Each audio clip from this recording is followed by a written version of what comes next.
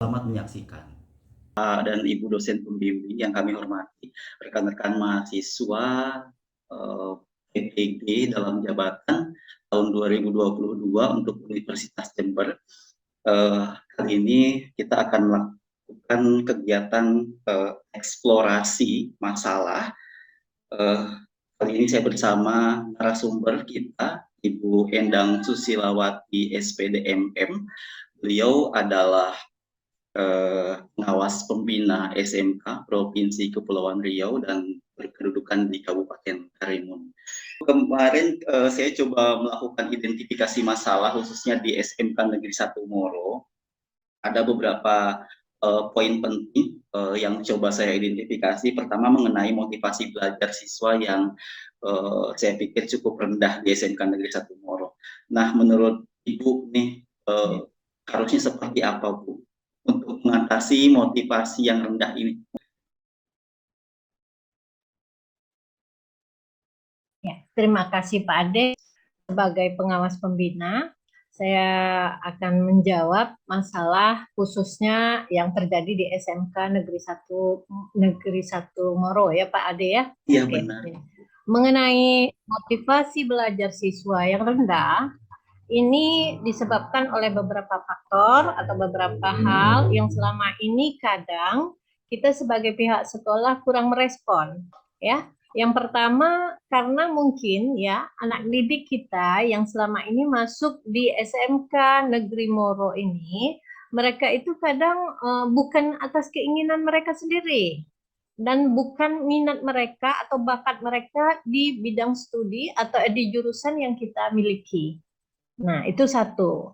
Yang kedua, dalam sistem pembelajaran, nah, kadang guru dalam melakukan proses pembelajaran kurang melakukan variasi atau menggunakan media, metode pembelajaran yang bervariasi itu agak kurang ya. Jadi motivasi siswa agak rendah gitu ya. Lalu ditambah lagi siswa kita ini kan condong lebih memilih guru dan mata pelajaran apa yang mereka senangi. Kalau mereka tak senangi, walaupun guru itu baik mengajar atau sempurna mengajar, tapi kalau siswa dari hatinya nggak senang dengan mata pelajaran itu dan dengan guru tersebut, maka mereka juga tidak akan memiliki motivasi. Yang terakhir saya anggap itu adalah perhatian dari orang tua ketika siswa itu belajar di rumah atau di sekolah. Jadi karena kurang perhatian dari orang tua itulah menyebabkan motivasi belajar mereka rendah. Nah, lalu Pak Ade tadi kan bilang bagaimana solusi yang sebaiknya kita ambil ya. Nah, solusinya, nah kalau yang tadi pertama saya bilang kurang motivasi dari siswa itu masuk ke SMK kita itu karena daripada tak sekolah atau dorongan orang tua atau ikut-ikut teman ya, maka solusi kita atau tindakan kita sebaiknya kita memberdayakan guru BK. Nah, ini yang penting. Kadang guru BK ini terhadap anak-anak yang demikian kurang pendekatannya. Nah, itu satu. Peran guru BK harus ditingkatkan. Yang kedua, nah anak-anak yang tadi yang memiliki motivasi yang kurang atau rendah itu sebaiknya ketika mereka belajar mendapat nilai atau hasil kerja mereka yang baik, sebaiknya guru atau pihak sekolah selalu memberi respon yang baik berupa penghargaan-penghargaan. Nah, penghargaan ini bukan saja berbentuk materi, tapi berbentuk pujian. Pujian juga akan memotivasi siswa itu dalam meningkatkan pembelajaran mereka. Lalu kita lihat juga lagi Pak ya, guru yang tadi saya bilang kadang guru monoton, proses pembelajaran begitu-begitu saja. Nah, sebaiknya guru melakukan refleksi dari hasil proses pembelajarannya sehingga guru juga meningkatkan sistem pembelajarannya dengan menggunakan model yang berbagai cara.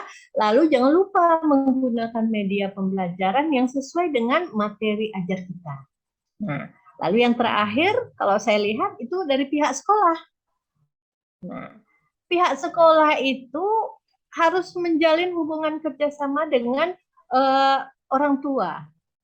Nah, selama ini kan kadang guru memberi rapot baik semester atau kenaikan kelas, orang tua kan jarang datang, ya kan? Itu kita tidak menutup kemungkinan ya Pak ya.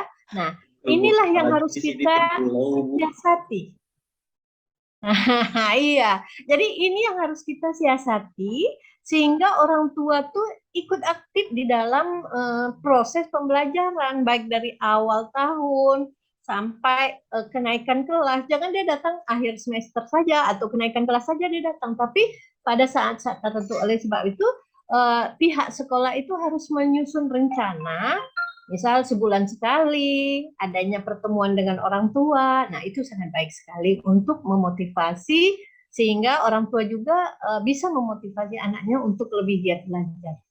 Ya Pak, itu saja dulu sementara. PPDB 2022 ini ada 2 siswa yang memiliki kebutuhan khusus Bu, ABK.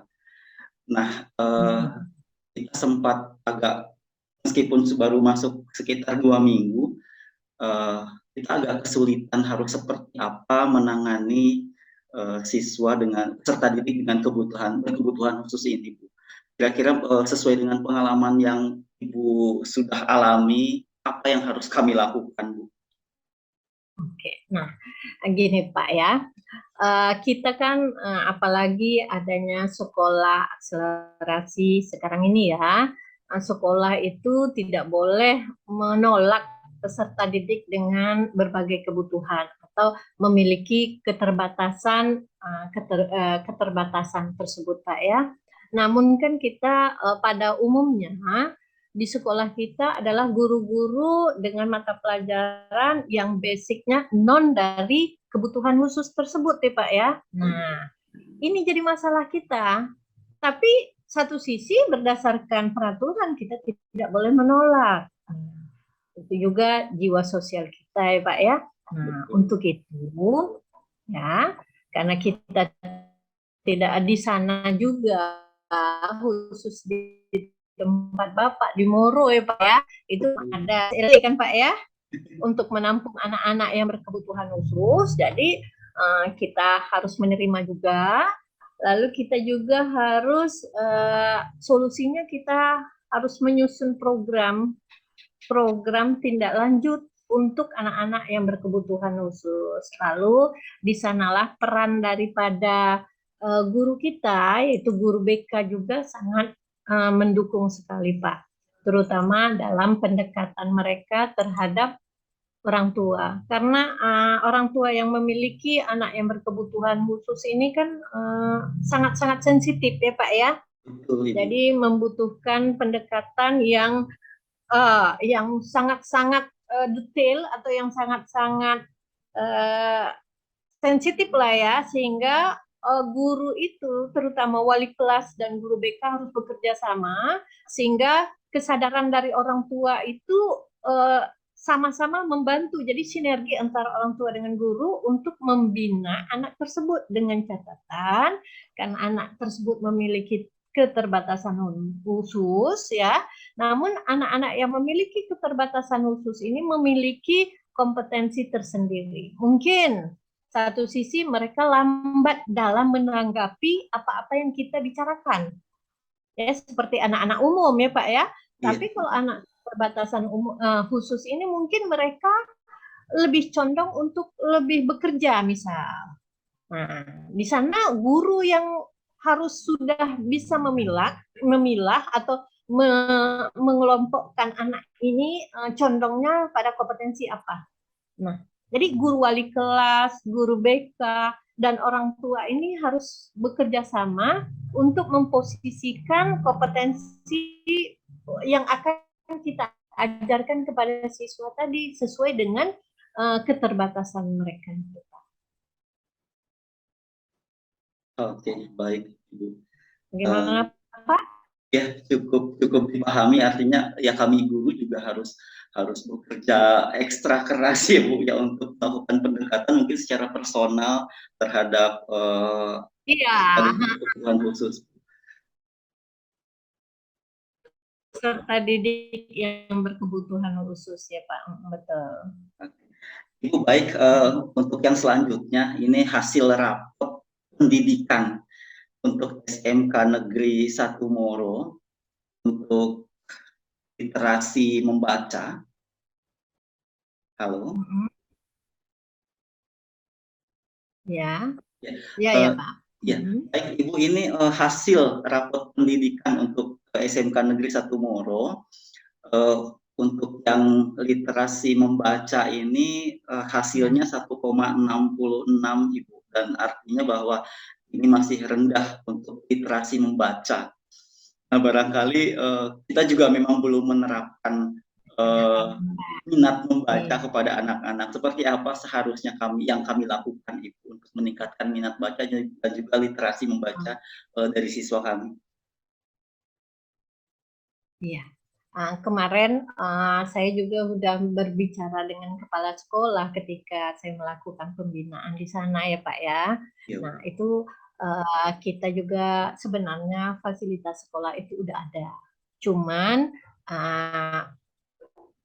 masa pandemi COVID ini kita agak terlalaikan sedikit ya Pak ya. Oke. Nah sekolah ini kan sudah memiliki fasilitas berupa perpustakaan ya. Benar. Sudah ada program literasi, namun belum terlaksana dengan baik ya Pak ya. Mudah-mudahan ke depan bisa. Nah, solusinya ya Pak ya. Nah, solusinya ya sebaiknya kita melakukan refleksi, mengevaluasi kembali program-program yang sudah kita buat ya. Lalu kita kembangkan lagi program-program itu sesuai dengan apa yang akan menjadi target kita. Nah, bentuk tim ya, tim yang untuk mengelola pelaksanaan literasi secara kebersamaan dengan teman-teman guru yang lain. Jadi tim inilah yang berfungsi. Jadi sekolah, solusi yang saya anggap sangat efektif adalah tim literasi dibentuk oleh sekolah yang terdiri dari bukan saja guru-guru, tetapi staf TU juga terlibat di sana. Jadi kita sinergi semua untuk mendorong, memotivasi siswa untuk lebih giat membaca, ya, mengefektifkan literasi tadi, Pak. Lalu program selain program kegiatan literasi, baik membaca apa segala macam, namun dari pihak perpustakaan itu harus menyusun jadwal sesuai dengan kebutuhan guru. Jadi guru-guru bidang studi yang ada di SMK Moro tersebut hendaknya sama-sama menyusun rencana kegiatan sehingga ketika proses pembelajaran guru-guru memanfaatkan fasilitas perpustakaan yang ada di sekolah kita. Baik, Ibu, selanjutnya untuk ke ini Bu, tadi sempat disinggung mengenai relasi hubungan antara orang tua dengan pihak sekolah. Ini seperti apa Bu? Nah, sekarang gini ya Pak ya.